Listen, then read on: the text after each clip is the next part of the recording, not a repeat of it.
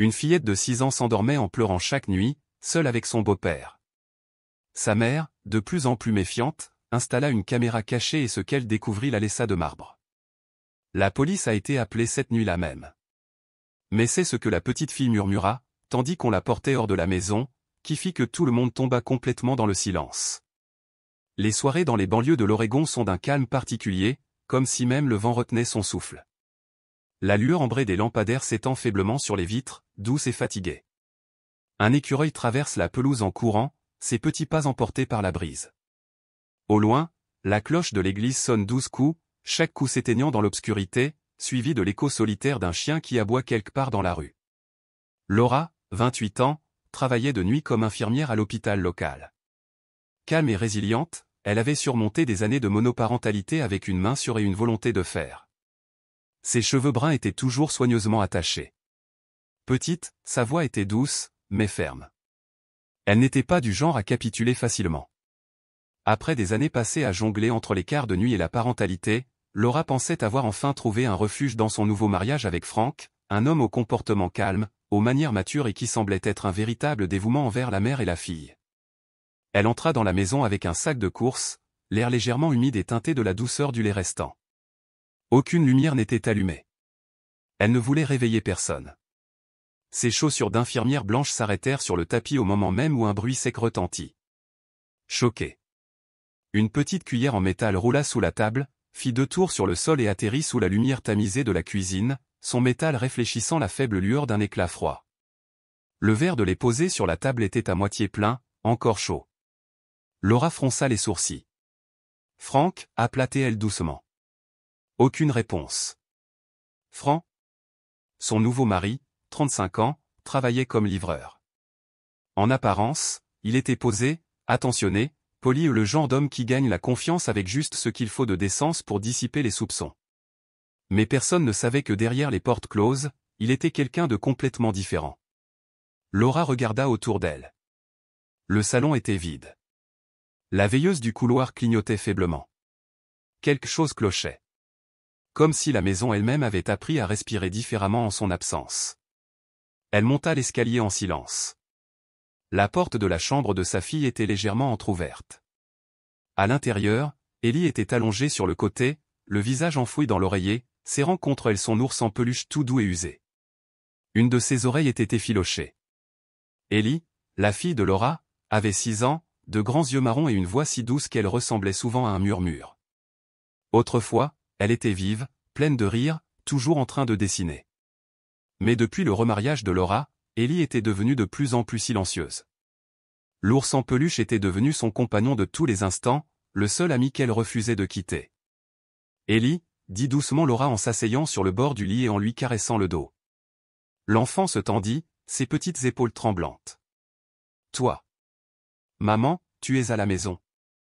Oui, je suis à la maison maintenant, murmura Laura en essuyant l'humidité de la joue d'Ellie. Ellie détourna vivement le visage et remonta la couverture jusqu'à son menton. Un silence pesant régnait dans la pièce. Même le tic-tac de l'horloge résonnait lourdement, chaque tic-tac frappant la poitrine de Laura comme un marteau. De la pièce voisine provenait un bruit de pantoufles. Frank apparut dans l'embrasure de la porte, les cheveux ébouriffés, les yeux embrumés par le sommeil. « Que se passe-t-il » demanda-t-il à voix basse. « Rien » dit Laura rapidement. Ellie est juste réveillée. Il s'est frotté les yeux. Elle s'est levée pour aller boire du lait. Je lui ai dit de retourner se coucher. Laura hocha la tête. Frank se glissa dans l'ombre, refermant doucement la porte comme si tout était parfaitement ordinaire. Mais quand Laura se retourna, Ellie la fixait. Pas de larmes. Pas de mots. Juste ses yeux, autrefois bavards et rayonnants, désormais méfiants et incertains. Des yeux qui évaluaient si l'on pouvait encore faire confiance à quelqu'un en ce monde. « Je vais bien, maman » murmura Ellie. « Mais, s'il te plaît, ne recommence pas. » Laura sourit faiblement, repoussant les cheveux d'Ellie en arrière. « Je serai à la maison toute la journée demain. On cuisinera quelque chose ensemble, d'accord ?» Ellie hocha légèrement la tête. À peine un mouvement. Comme un chaton qui se prépare à une surprise. Laura se leva silencieusement et sortit de la pièce. Cliquez. Le son doux et délibéré d'une serrure qui tourne derrière elle. Une fillette de 6 ans verrouillant la porte de sa chambre de l'intérieur. Laura resta figée dans le couloir, une main agrippée à la rampe. Son cœur battait à tout rompre. Quelque chose n'allait pas. Et ce n'était pas la cuillère. Ce n'était pas le lait. C'était la peur d'Ellie, une peur qui avait pris racine dans le silence et grandi dans l'ombre, s'épanouissant au moment où sa mère franchissait la porte. Cette nuit-là, Laura n'a pas dormi. Elle était assise sur le canapé du salon, une tasse de thé refroidissant dans ses mains. Ses yeux ne quittaient pas la porte de sa fille. Et au fond d'elle, une question la taraudait doucement, inexorablement. Si mon enfant ne se sent plus en sécurité chez elle, alors qui vit exactement ici avec elle? Le matin est arrivé comme un étranger. La lumière hivernale perçait à peine les nuages gris, projetant de pâles ombres de gouttes de rosée sur les fenêtres. Dehors, le vent soufflait dans les branches sèches. À l'intérieur, l'odeur amère du pain grillé persistait dans la cuisine. L'horloge murale résonnait dans le silence, chaque seconde était une nouvelle vérité non dite. Laura se réveilla avec un poids sur la poitrine. Les échos résonnaient encore dans sa peau, le cliquetis d'une cuillère, le claquement d'un loquet, les yeux de sa fille. Franck était parti. Sur la table se trouvait une note griffonnée à la hâte. J'ai dû partir tôt, il y avait quelque chose au magasin. Il partait souvent avant le lever du soleil et rentrait tard, accusant toujours le travail. Sans jamais vraiment s'expliquer. Depuis son mariage, Laura s'efforçait de préserver l'unité de la famille. Peut-être, pensait-elle, qu'avoir un homme à ses côtés était ce dont Ellie et elle avaient besoin. Elle avait été infirmière. Elle travaillait désormais à temps partiel dans une petite clinique. Le salaire était modeste, mais cela lui permettait de subvenir à ses besoins. Ellie était la fille d'une relation brisée. Laura l'avait élevée seule pendant près de 6 ans avant l'arrivée de Franck. La petite fille était timide, sensible et dotée d'une imagination débordante. Au début, elle avait essayé de se rapprocher de Franck. Mais avec le temps, la lumière dans ses yeux s'était atténuée. Sa voix s'était calmée. La lassitude avait remplacé l'émerveillement. Laura commença à se demander si la famille pour laquelle elle avait travaillé si dur n'était pas déjà sur des fissures trop profondes pour être réparée. Elle se versa un verre de lait et entra dans le salon. Ellie était assise, recroquevillée dans son pyjama crème, pieds nus, à regarder une émission muette pour enfants. Elle ne bougeait pas. Comme une minuscule statue. « Chérie, dit doucement Laura, viens ici. On va t'habiller. » Ellie ne répondit pas. Elle hocha simplement la tête. Laura a retroussé la manche de sa fille pour l'aider à enfiler un haut plus chaud et s'est figée. Un bleu sombre, gonflé et laid, s'étendait du coude d'Ellie à son épaule. Pas le genre de bleu causé par une chute. « Ellie, que s'est-il passé ici ?»« Je suis tombée, » répondit rapidement Ellie, les yeux fixés partout sauf sur le visage de sa mère. « Où ?»« Dans l'escalier. Hier. J'ai trébuché. » La main de Laura plana sur l'ecchymose. Ellie tressaillit, non pas de douleur, mais de peur. Laura avait reconnu cette réaction. Elle l'avait déjà vue trop souvent chez des femmes battues qui chuchotaient des excuses à travers leurs lèvres gercées et leur cœur brisé. Le reste de la matinée s'écoula dans un flou. Elle coupait des fruits. Préparait du cacao. Assise à côté de sa fille, elle faisait comme si tout était normal. Mais l'esprit de Laura bouillonnait de questions. Quand Ellie se leva pour aller chercher ses crayons, Laura remarqua une boiterie. Discrète, mais une mère sait toujours. Franck revint vers midi, se dirigeant droit vers la cuisine. Il déposa un rapide baiser sur la joue de Laura et retira sa veste. « Maman folle » murmura-t-il. « Je n'ai même pas eu le temps d'appeler. »« As-tu vu Ellie tomber hier » demanda Laura d'une voix ferme. Il fronça les sourcils. « Non. »« Pourquoi ?»« Elle a un gros bleu sur le bras. » Il haussa les épaules. « Les enfants. Ils se cognent toujours contre quelque chose. »« Oui, » dit Laura en hochant la tête. Mais au fond d'elle-même, elle ne le croyait pas. Le déjeuner fut calme. Ellie toucha à peine son assiette, puis s'excusa. Alors que Franck tendait la main pour lui lisser les cheveux, Ellie tressaillit et s'écarta instinctivement. Laura l'a vu. Franck le vit aussi. Sa main s'arrêta en plein vol. Il la retira avec un sourire forcé, faisant comme si de rien n'était. Cet après-midi-là, Laura a emmené Ellie au parc voisin. L'air froid rougit les joues de la petite fille. Mais la lumière dans ses yeux n'était toujours pas revenue.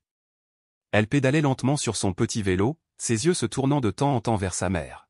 « Chérie, » dit doucement Laura en marchant à côté d'elle, « si quelque chose te rend triste, tu peux me le dire. » « Je ne suis pas triste. »« Alors pourquoi ne me regardes-tu pas ?» Aucune réponse. Ellie resta silencieuse, pédalant devant.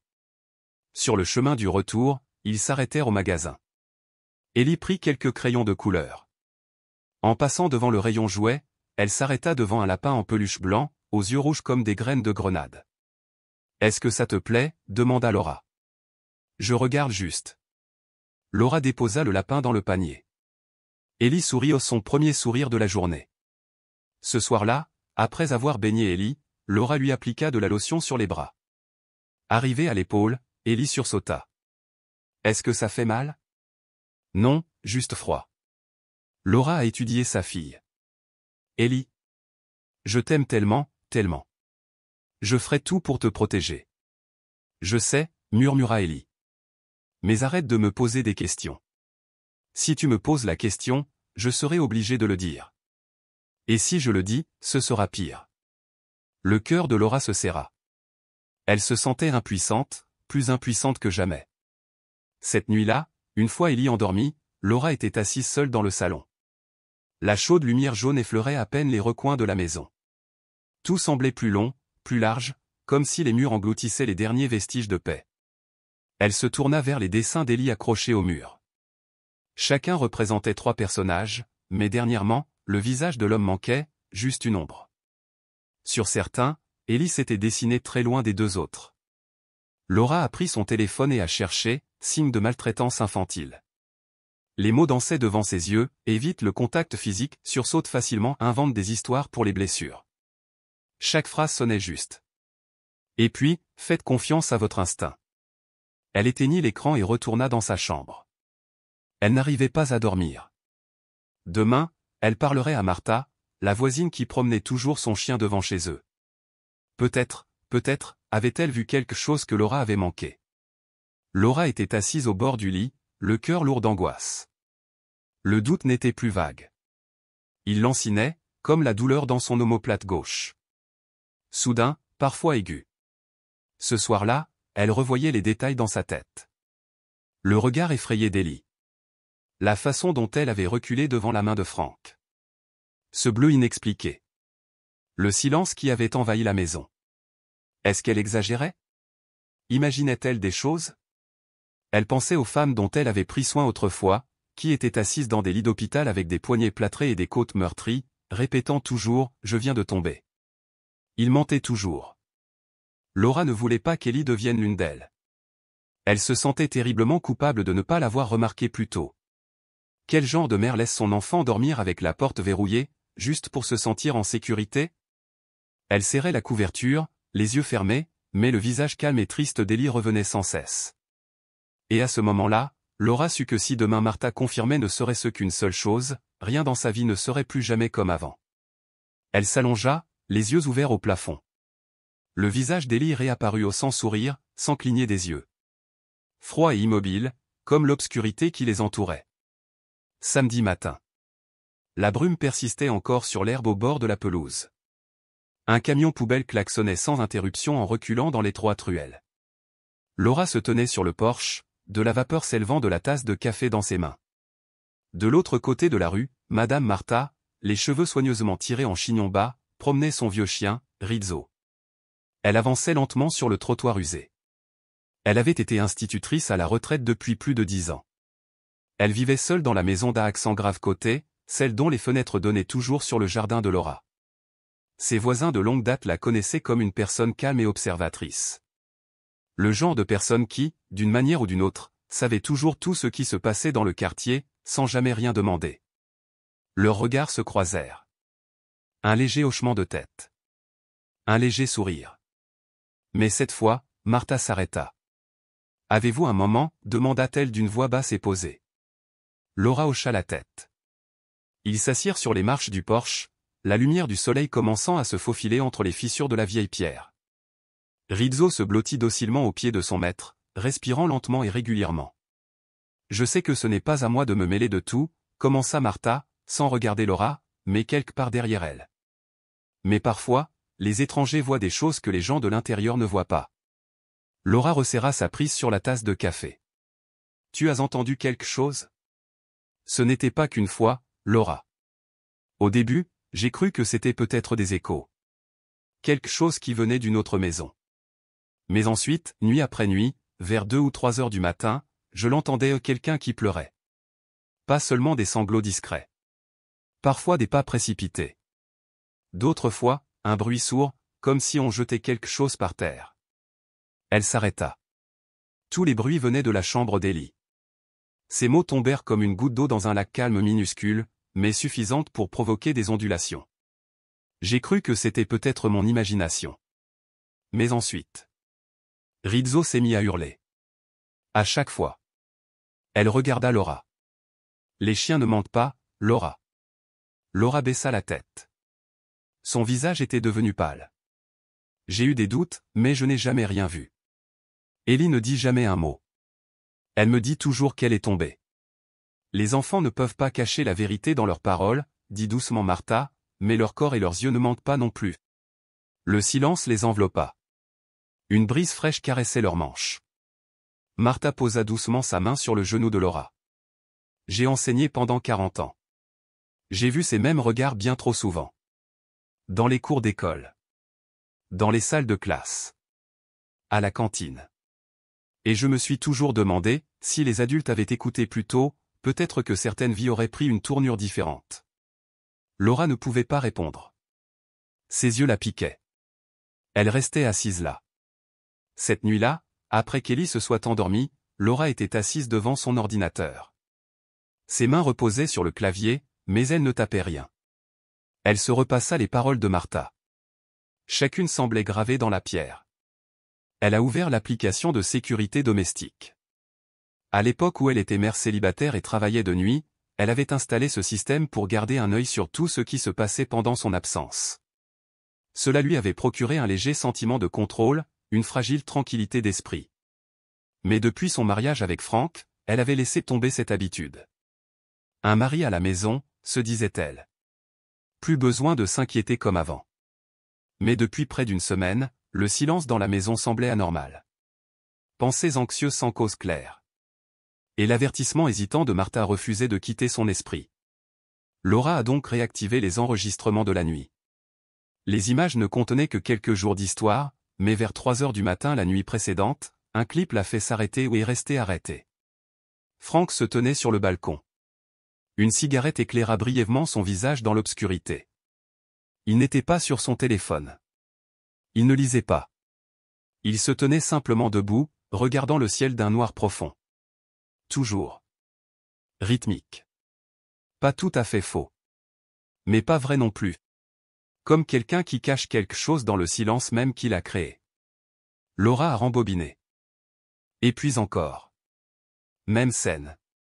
Tous les soirs. Même heure. Même endroit. Pas un mot. Elle fixa l'écran un long moment. Son instinct ne laissait plus place au doute. Elle voulait croire qu'elle se trompait. Que Frank avait peut-être juste besoin d'un moment de calme. Mais le comportement d'Ellie n'était plus quelque chose qu'elle pouvait simplement expliquer. Pas après ce que Martha avait dit.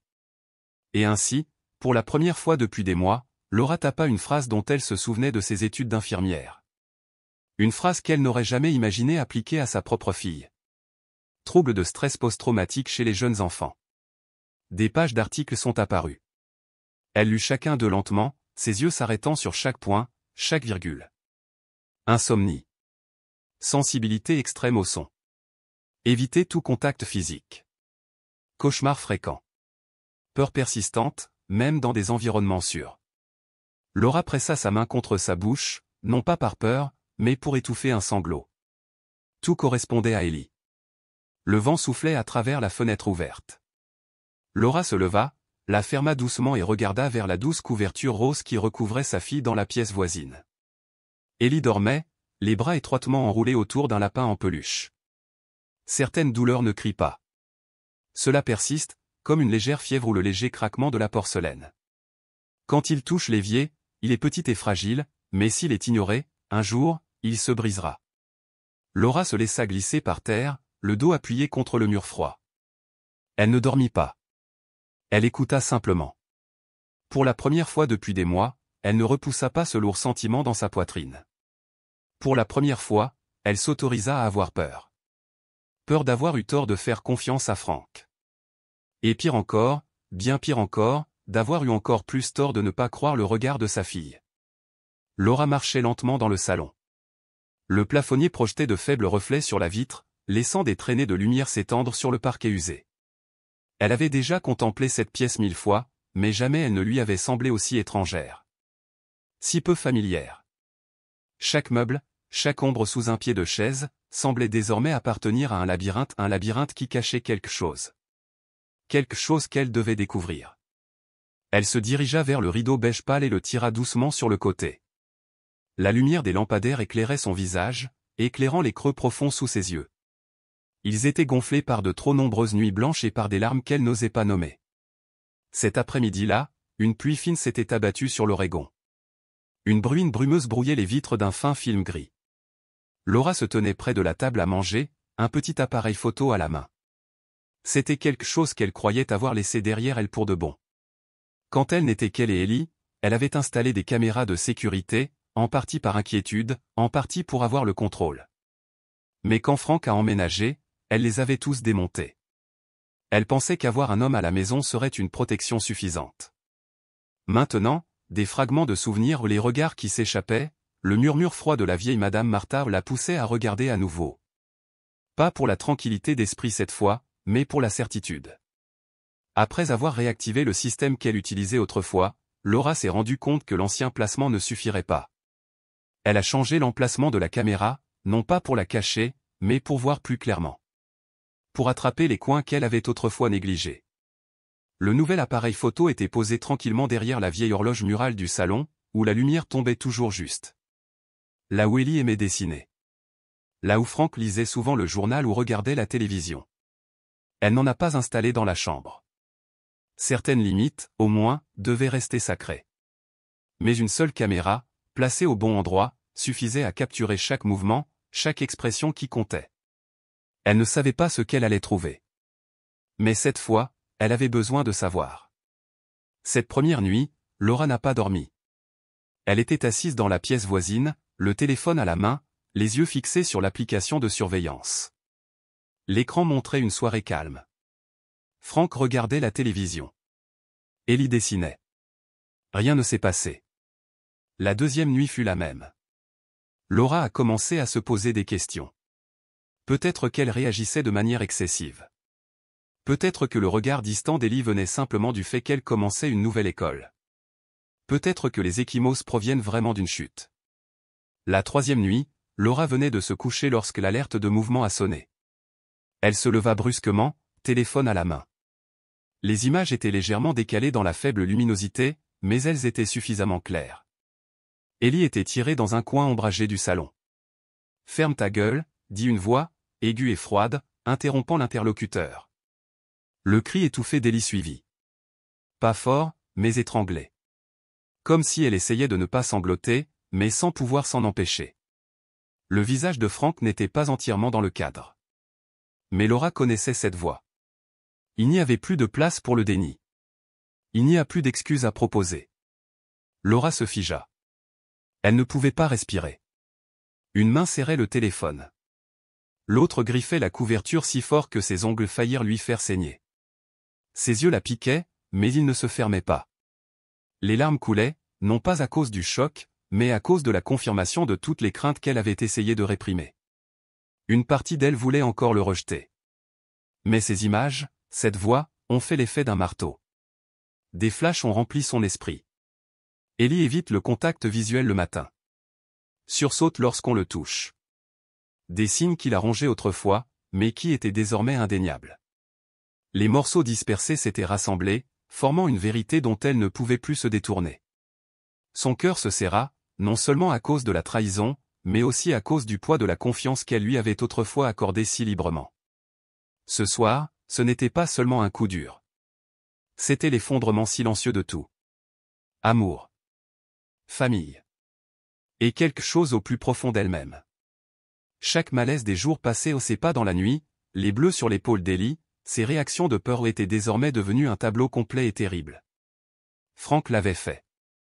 Il l'avait vraiment fait. Laura éteignit le téléphone et s'assit dans le noir. Ses mains tremblaient. Sa tête retomba contre la chaise comme si le poids de ce qu'elle avait vu était trop lourd à supporter pour sa colonne vertébrale. Sa respiration était courte et interrompue. Son cœur battait à tout rompre, pris entre la fureur et le chagrin. Une partie d'elle voulait courir dehors et crier. Mais une autre partie voulait simplement rester assise, engourdie, s'accrochant à cette vérité comme à une blessure fraîchement ouverte. Pour la première fois de sa vie, elle ne se sentait pas seulement comme une mère. Elle se sentait comme un témoin. Témoin de la douleur endurée par son enfant. Témoin de la trahison de quelqu'un qu'elle pensait autrefois être un endroit sûr. Et elle savait qu'à partir de ce moment-là, rien ne redeviendrait plus jamais comme avant. Auriez-vous le courage de revoir cette vidéo? Commentez, oui, si vous l'accepteriez, ou, non, si cela serait trop difficile à supporter. En fin d'après-midi, l'air était plus froid que d'habitude. Des feuilles d'érable tombées recouvraient le chemin de gravier devant la maison de Martha. Laura traversa la rue étroite, serrant son téléphone comme si quelqu'un allait le lui arracher. Lorsque Martha ouvrit la porte, la chaude lumière jaune qui s'en échappa fit frissonner Laura involontairement. Elle avait l'air comme toujours, un cardigan en laine boutonnée, les yeux calmes mais alertes. Laura tendit le téléphone sans un mot. La vidéo a commencé à jouer. Le visage de Martha ne changea pas, mais ses yeux se baissèrent, devenant plus lourds. Je savais que je ne l'imaginais pas. Laura retint son souffle. Martha n'avait pas l'air surprise. Elle a simplement dit, maintenant, tu dois faire ce qu'il faut. Laura hocha la tête. Mais son cœur semblait serré. Ce soir-là, Laura n'a pas mangé. Elle était assise tranquillement à son bureau, rejouant la vidéo encore et encore. Chaque fois que les sanglots d'Ellie résonnaient dans les haut-parleurs, chaque fois que les cris de Frank remplissaient la pièce, c'était comme une nouvelle coupure dans sa poitrine. Elle ne pouvait plus supporter le silence. Elle se souvenait des moments où Frank perdait patience, quand Ellie renversait son lait ou trébuchait en jouant dans la cour. Il serrait les dents, expirait brusquement, claquait quelque chose sur la table avant de sortir en trombe pour fumer une cigarette.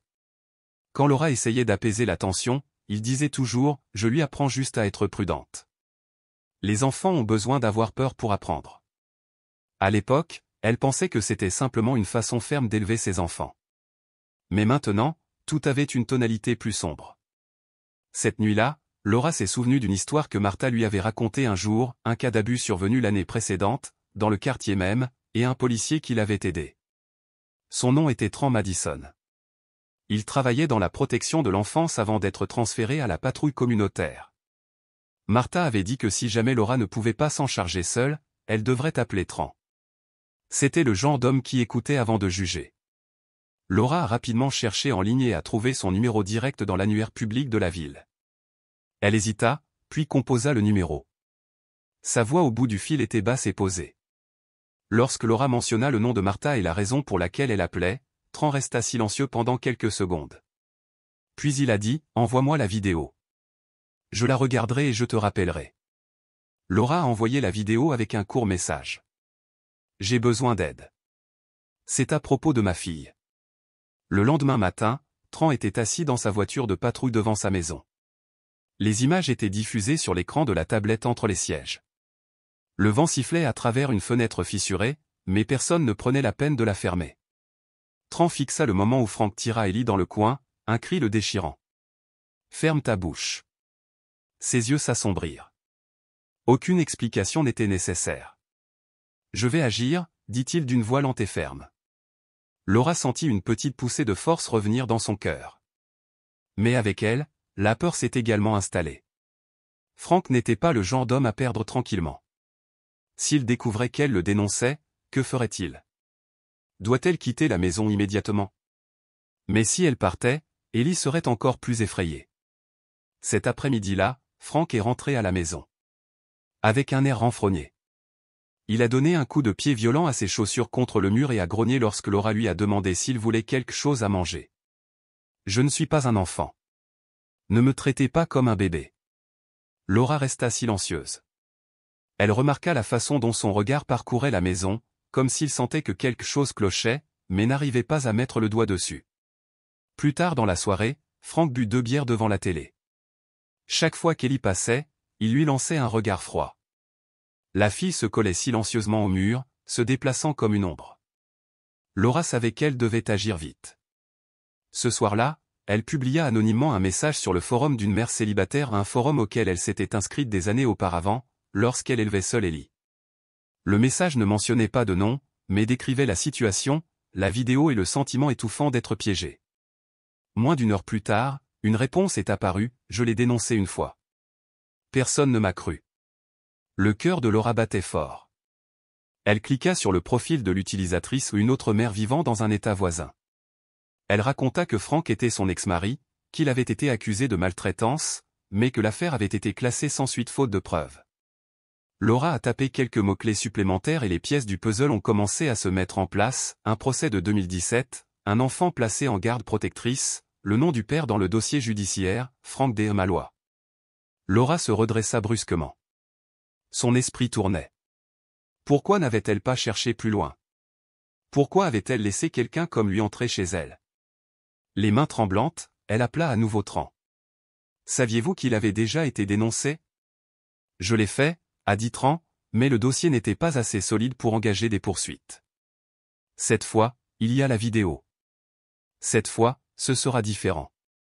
Ces paroles sonnaient comme une promesse. Mais pour Laura, une seule chose comptait, Ellie devait être en sécurité.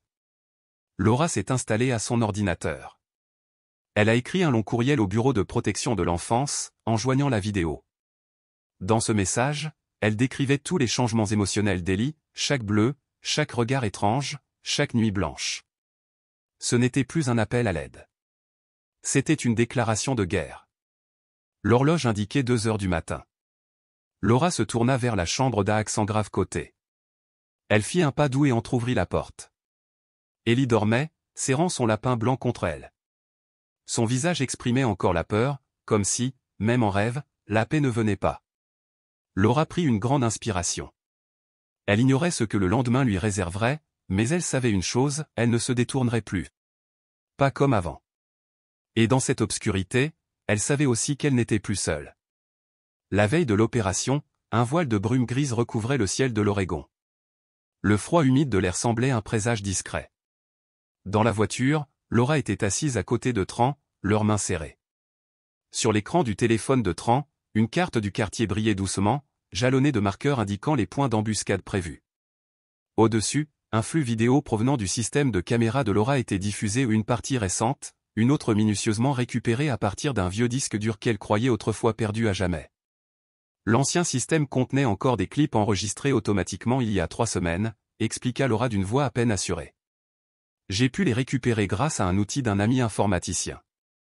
Ces mêmes clips montrant des menaces, des cris, des attrapages de bras, le ton sec d'un homme perdant patience avec une petite fille avait suffi à convaincre le bureau du procureur de district d'accélérer la délivrance d'un mandat d'arrêt contre Frank. Tran hocha la tête, les yeux rivés sur l'écran. Il parla doucement. On attend que Frank passe à l'action. Toutes les caméras sont en direct. Il est crucial qu'il agisse, pour que l'enregistrement ne se limite pas aux abus passés, mais aux dangers actuels et actifs. Les anciens clips comptent, mais un incident en direct confirme qu'il ne s'agit pas d'une erreur ponctuelle, mais d'une habitude. Il faut juste jouer son rôle.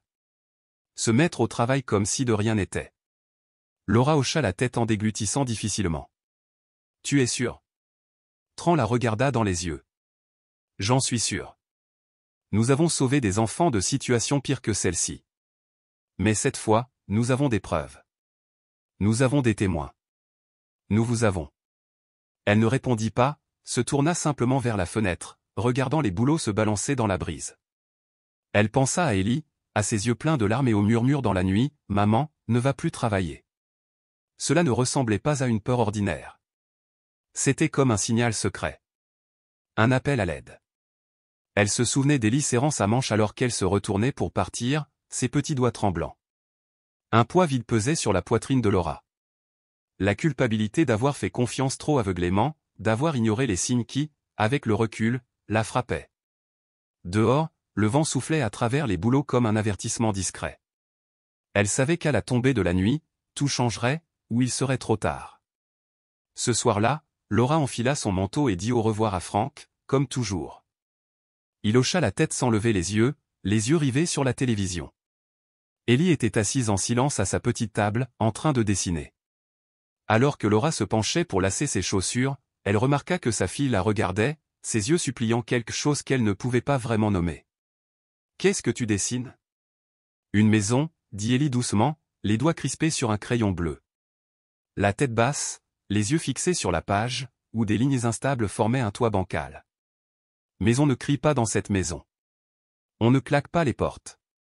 Juste le silence. Comme dans la bibliothèque de Mademoiselle Emma. Laura se mordit la lèvre, se pencha et embrassa le front de sa fille. Je serai bientôt à la maison. La nuit tombait.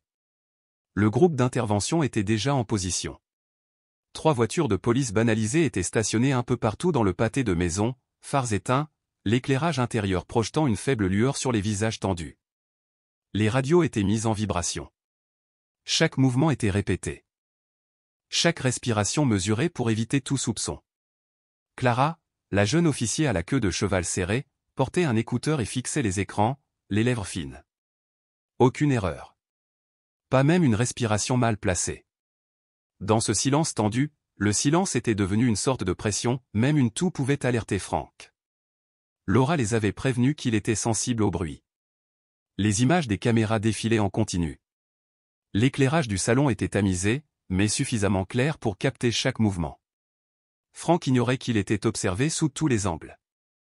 Il ignorait aussi que, juste à l'extérieur, tous les policiers attendaient le dernier mot de Tran. Tran a placé son téléphone sur le tableau de bord, se synchronisant avec la caméra que Laura avait cachée à l'intérieur de la maison. Au début, la scène semblait calme, Frank buvait une bière, Ellie était recroquevillée dans un coin, les bras autour de ses genoux.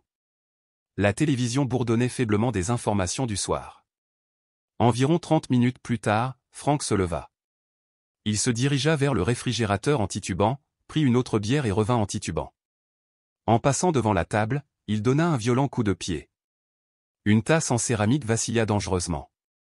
Ellie tressaillit, ses petites mains tremblantes tandis que le crayon bleu glissait de ses doigts et roulait sur le sol. Le léger cliquetis résonnait fort dans le lourd silence. Ellie se précipita pour le ramasser, mais ses doigts tremblants le manquèrent encore et encore. Frank plissa les yeux et se rapprocha, son ombre s'étendant sur le sol jusqu'à engloutir la silhouette d'Ellie. « Que fais-tu » Elle secoua la tête et recula. « Tu es sourd ? Je t'ai demandé quelque chose. » Tran serra les poings, les jointures blanches. Son regard brûlait l'écran, regardant Ellie se recroqueviller dans un coin.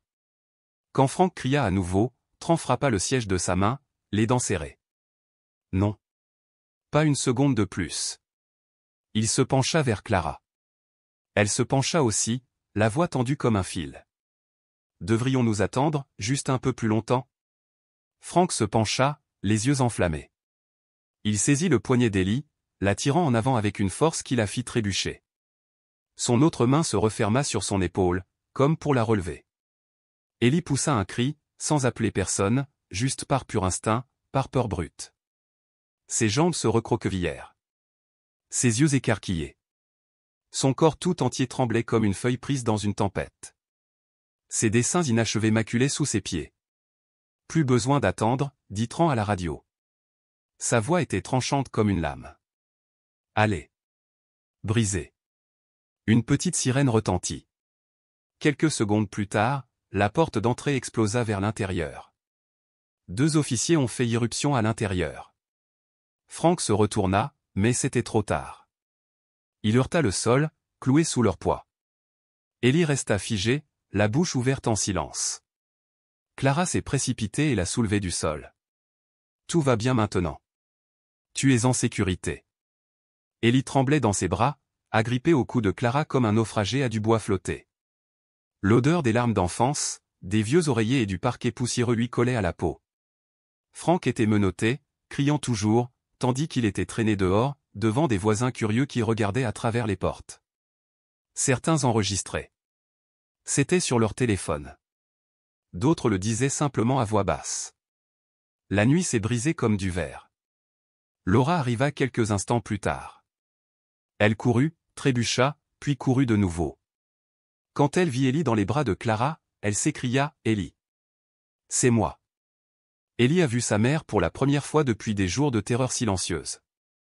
Elle se laissa sangloter, la voix brisée « J'ai attendu, maman ? J'ai attendu si longtemps ». Laura se précipita en avant, enroulant ses bras autour de sa fille. Pas de mots. Pas de son. Juste des larmes, et quelque chose en elle commence à se réparer. Tran recula. Il sortit son téléphone et appela le bureau du procureur. La victime est saine et sauve. Envoyez une équipe juridique. Portez plainte immédiatement. Lorsque l'ambulance est arrivée pour examiner Ellie, elle tenait fermement la main de sa mère. Laura ne la quitta pas une seule seconde. Cette nuit-là, dans la chambre d'hôpital, Ellie s'est finalement endormie. Sa petite main serrait toujours le doigt de sa mère. Comme si lâcher prise pouvait faire disparaître à nouveau toute la paix. Laura s'assit près du lit et ouvrit un nouveau journal. J'avais l'habitude de rester silencieuse, de peur d'avoir tort, écrit-elle. Mais le silence a été ma première erreur. Maintenant, je choisis l'action. Pour ma fille. Pour moi-même. Dehors, le ciel commençait à s'éclaircir. Frank a été traîné en criant. Mais le bruit ne signifiait plus rien une fois que la porte de la voiture de patrouille s'est refermée derrière lui. Le froid des menottes qui lui mordaient les poignets ne l'empêchait pas de jurer. Mais cette fois, personne n'écoutait. Au poste de police du comté de Clackamas. Des lumières fluorescentes froides projettent une lueur stérile sur la table d'interrogatoire. Frank avait été obligé de rester assis là pendant 4 heures d'affilée. Lorsque la base de données est finalement revenue en ligne, son dossier complet illuminait l'écran. Chaque ligne stérile de texte tranchante comme une lame. Une condamnation pour violence conjugale datant d'il y a 7 ans. Une plainte déposée par son ex-femme. Un rapport préscolaire documentant un comportement troublant chez un enfant. L'enfant étant la fille de son ex-femme issue d'une relation précédente. Et au fond de tout cela, le nom qui confirmait tout. Amy Henderson. Travailleuse sociale, actuellement en poste dans le district de Laura. L'agent Tran a reçu une copie du dossier du service juridique à 2 heures du matin. Il n'était pas surpris. Mais il était furieux. Elle savait, dit-il dans un souffle. Sa voix basse et définitive, comme s'il rendait un verdict. Elle savait. Et elle n'a rien fait. Il sortit de son bureau et se dirigea directement vers les affaires intérieures. Au matin, une enquête interne était en cours. Amy a été suspendue en congé administratif, dans l'attente d'une enquête. Lorsqu'elle a été prévenue, elle n'a pas protesté. Elle baissa simplement la tête en silence. Tran ne s'est pas arrêté là. Il a travaillé toute la nuit. Transmettre chaque note, chaque journal que Laura avait tenu. Même les images des caméras de sécurité. À la division de la défense des droits des enfants. Il a fait appel à un avocat de confiance spécialisé en droit de la famille. Leur demandant de représenter Laura. Le même jour, l'affaire a été ouverte. Pendant ce temps, Ellie a été transférée dans un centre de traumatologie pour enfants. Sa première séance de thérapie a eu lieu avec Marlène. Un psychologue pour enfants, dans une petite pièce décorée de dessins colorés. Ellie a pris un crayon et a dessiné une maison. Lorsqu'on lui a demandé ce que c'était, elle a dit doucement. C'est notre nouvelle maison. On n'entend pas de cris. Laura a été appelée l'après-midi suivant. Épuisée, avec des cernes sous les yeux à cause de trop nombreuses nuits blanches. Elle s'est redressée pour la première fois depuis des mois. Sa voix n'a pas faibli lorsqu'elle a signé la pétition pour la garde complète. À côté d'un rapport détaillant les abus de Frank. Cette fois-ci appuyé par des preuves solides et indiscutables. Les jours qui suivirent se transformèrent en une série de réunions juridiques. Paperasse et audience. Elle a dû raconter son histoire encore et encore. Chacun racontant des blessures ouvertes à peine cicatrisées. Mais cette fois, elle n'était pas seule. Tran l'a accompagnée à chaque étape du processus juridique. L'équipe juridique désignée a apporté tout le soutien possible. Les parents de la nouvelle école d'Ellie ont même organisé une petite collecte de fonds. Pour aider à couvrir les frais juridiques. L'audience préliminaire a eu lieu 3 semaines plus tard. Les deux parties étaient représentées par un avocat. Mais Frank n'avait pas d'avocat privé. Il avait été désigné comme avocat commis d'office. Lorsque les lumières de la salle d'audience se sont atténuées pour permettre la diffusion de la vidéo, Image montrant Ellie entraînée dans l'ombre. La voix de Franck rugit. La pièce devint complètement silencieuse. Une femme membre du jury a essuyé des larmes de ses yeux. Le juge n'a pas eu besoin de beaucoup de temps. Franck a été reconnu coupable de maltraitance d'enfants. Détenu sans caution, en attente de sa condamnation officielle. Quant à Laura, la mère qui avait autrefois douté de son propre instinct. Elle a obtenu la garde complète d'Ellie. Dans sa décision, le juge a déclaré: il n'y a pas de plus grande trahison que la maltraitance d'un enfant. Et il n'y a pas de plus grande force qu'une mère qui ose se lever et protéger. Cet après-midi-là, Tran attendait à l'extérieur de la salle d'audience. Lorsque Laura émergea, il fit un simple signe de tête. Aucun mot de remerciement n'était nécessaire. Juste ce regard. Ce regard calme et féroce d'une mère qui avait réclamé justice. Non seulement pour elle-même, mais pour son enfant. Ellie, marchant main dans la main avec le thérapeute, se retourna. Elle aperçut sa mère et leva la main en un petit signe de la main. Le premier vrai sourire qu'elle avait affiché depuis ce qui lui semblait être une éternité. Ce soir-là, dans le logement provisoire aménagé sous protection d'urgence. Laura était assise près du lit de sa fille. Ellie leva les yeux et murmura: « Maman, est-ce qu'on aura encore peur demain ?» Laura lui tenait fermement la main. Elle n'a pas répondu tout de suite. Puis, doucement, elle dit: « Non, chérie. Désormais, il n'y a que de la lumière dans notre maison. » À l'extérieur de la fenêtre, le ciel nocturne de l'Oregon était calme. Mais dans le cœur de Laura, le printemps avait déjà commencé. Tôt le matin, une brume planait sur les logements de relogement de South Portland. Un petit bus scolaire jaune s'est arrêté tranquillement devant le complexe d'appartements. Depuis une fenêtre du 2e étage, Ellie se pencha, serrant son ours en peluche. Elle n'était pas encore complètement habituée au bruit de la circulation à l'extérieur. Mais les klaxons de la voiture aujourd'hui ne l'ont pas fait tressaillir. Comme il l'avait fait au cours de ses premières semaines. Chaque lundi matin, Ellie se rendait au centre de thérapie. C'est là que sa guérison a commencé, étape par étape. Le docteur Marlène l'accueillait toujours avec la même question douce. « De quelle couleur te sens-tu aujourd'hui ?» Une façon pour Ellie d'exprimer ses émotions à travers la couleur. Le premier jour était gris. Au 4e, elle a dit violet. La 3e semaine, Ellie a dit jaune. Et la pièce devint silencieuse. Marlène sourit et hocha la tête. Le jaune signifie l'espoir, ma chérie. Clara, l'officier qui avait transporté Ellie hors de cette maison. Je suis venu un samedi après-midi. Elle a apporté une nouvelle boîte de crayons et 2 biscuits en forme de cœur. Ellie ouvrit la porte, hésita un instant, puis sourit. Sur la table basse, elle a placé son dernier dessin. 2 femmes se tenant la main devant une maison au toit rouge. Clara le regarda en silence. Puis elle passa doucement sa main sur les cheveux d'Ellie. À la table de la cuisine, Laura était assise en face de Suzanne. L'assistante sociale nouvellement affectée au cas d'Ellie. Suzanne était une femme posée, aux cheveux courts. Et des yeux fixes et pensifs. Elle venait chaque semaine, toujours avec un dossier à la main. Et parlant d'une voix calme et rassurante. Ellie montre des signes évidents d'amélioration, a-t-elle déclaré. Elle réagit bien au nouvel environnement. Elle se sent plus en sécurité maintenant. Laura hocha la tête. Je veux juste qu'elle ait une enfance. Où elle n'a pas à se souvenir de quoi que ce soit de terrible. Suzanne leva les yeux et sourit. Tu fais un travail formidable, Laura. La nouvelle école d'Ellie était modeste, nichée dans un quartier calme. Son professeur principal, Mademoiselle Anna, a été le premier à remarquer le talent d'Ellie pour raconter des histoires à travers des images. Ses dessins sont devenus plus vivants avec le temps. De la lumière, des arbres et dernièrement, même des arcs-en-ciel ont commencé à apparaître. Lors de la première réunion de parents, Laura était assise parmi les autres mères. Au début, elle était hésitante. Mais quand une mère a parlé du harcèlement dont son enfant était victime dans leur ancienne école, Laura s'est jointe à nous. Le groupe a écouté, partagé et échangé de doux rires. Une jeune maman a remis une petite carte à Laura. Appelle-moi si tu as besoin de quoi que ce soit. Le week-end, mère et fille se promenaient dans le parc près de chez elle. Ellie a apporté son carnet de croquis, assis sous un bouleau pendant que Laura lisait. Un jour, Ellie tira sur la manche de sa mère et montra le ciel. Maman, regarde.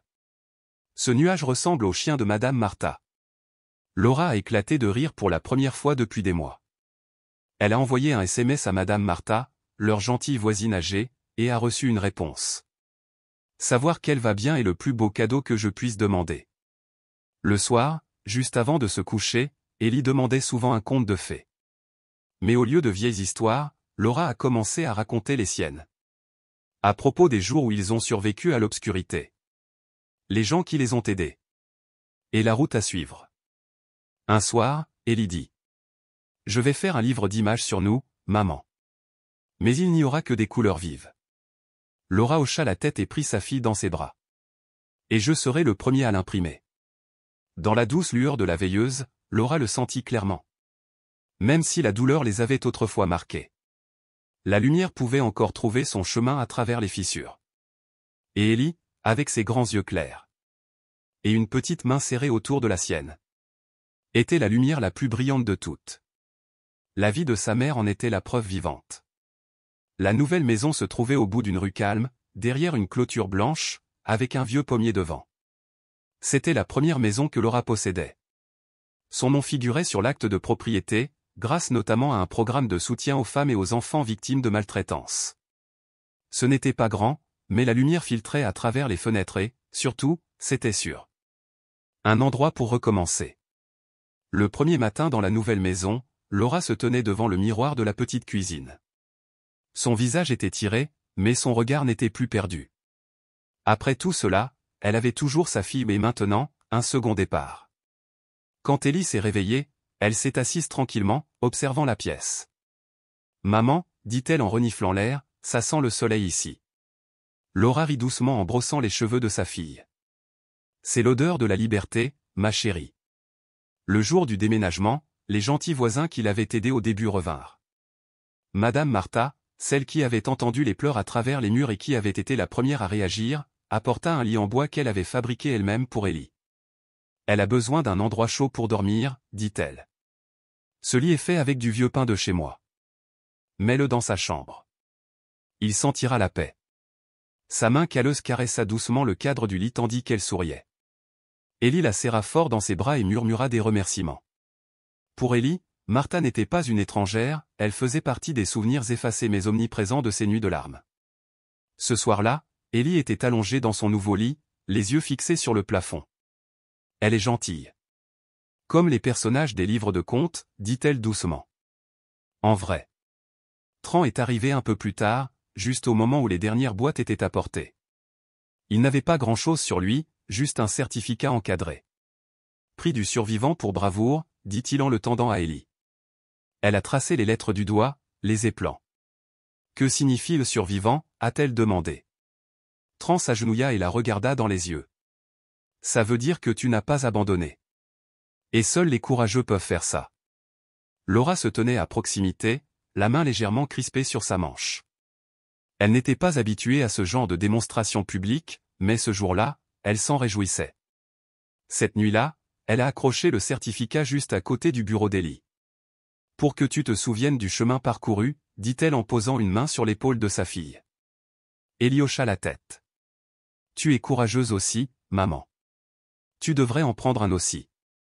La semaine suivante, l'école a organisé une conférence communautaire sur la reconnaissance et la prévention de la maltraitance infantile.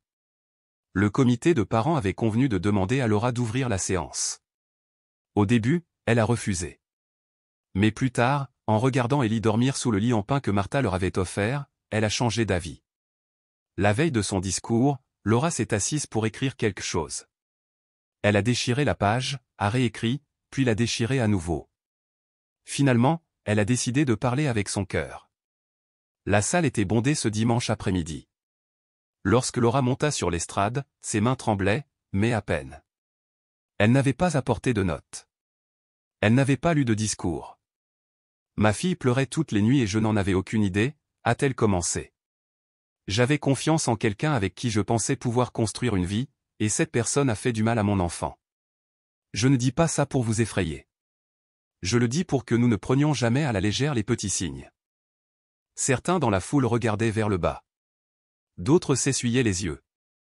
Un père restait immobile, le regard perdu dans le vide. Laura continua. Je ne pleure pas aujourd'hui. Non pas parce que je suis forte, mais parce que ma fille a besoin de me voir debout. Et j'ai besoin que vous tous aux parents, enseignants, voisins écoutiez ce que les enfants ne peuvent pas dire. Une vague d'applaudissements a suivi, pas forte, mais sincère. Alors qu'elle descendait, une jeune mère l'a prise dans ses bras. Merci, murmura-t-elle. J'étais silencieuse autrefois. Mais plus maintenant.